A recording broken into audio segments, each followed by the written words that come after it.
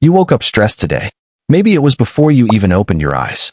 A feeling, a weight, a list of things already forming in your mind before your feet hit the floor. And here's the strange part.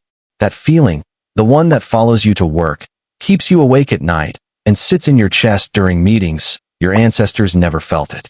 Not once. Not ever. Not because their lives were easier. Their lives were brutally harder. But stress, the way you feel it every single day, is something that was invented. And the story of how it happened will completely change how you see your own mind. First, let us be precise. Your body has a stress response. It has always had one. When a lion appeared, your ancestors' hearts raced. Their muscles flooded with blood. Their vision sharpened. Their body prepared to run or fight in seconds. That response saved the human species. But it was designed for one thing only. A short, immediate, physical threat. It was never designed for a mortgage. It was never designed for an unanswered email sitting in your inbox at 11 p.m. It was never designed for a performance review that is 3 weeks away. It was never designed for the low, constant, invisible pressure of modern life. Hunter-gatherers experienced fear. Genuine, acute, life or death fear. A predator. A storm. A failed hunt with hungry children waiting. But then it ended. The predator left. The storm passed. And crucially, they moved on. There was no replaying the moment.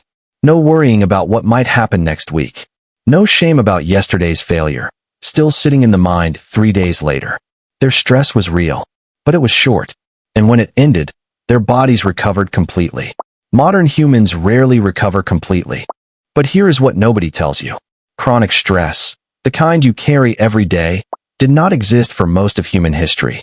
It was built, piece by piece, decision by decision. 10,000 years ago, humans invented farming. Farming meant you could no longer just move on when things went wrong. For the first time, humans had something to lose. And with something to lose came the first seeds of chronic anxiety. Then came cities. And with cities came hierarchy, status, comparison. For the first time, humans could look at a neighbor and feel inferior. Could want what someone else had. Could feel permanently behind. Then came clocks. Before mechanical clocks, there was no being late. No deadline. No wasted time. The clock turned time into a resource that was always running out. Then came industrialization. The factory. The shift. The quota. The managed, monitored, measured human. And finally, the most powerful stress machine ever created. The smartphone. A device that ensures you are never fully present, never fully rested, and never fully unreachable. Your body still thinks stress means a lion is chasing you. Cortisol floods your system. Your immune system suppresses. Your decision-making goes partially offline. Chronic stress physically shrinks the part of your brain that processes memory and regulates emotion. It is not a personality flaw that you feel overwhelmed. Your brain is running ancient survival software in a world it was never designed for. Ancient humans had complete psychological closure. When the hunt ended, it ended. When the fire died, they slept. Modern research confirms the single most effective thing for chronic stress is genuine, complete disengagement. Not scrolling on your phone in bed. Actual rest. Actual presence. Actual closure. The thing your ancestors did automatically. The thing modern life was specifically designed to prevent. Stress was not always here. It was built into the architecture of the world around you. The line your ancestors ran from was gone in minutes.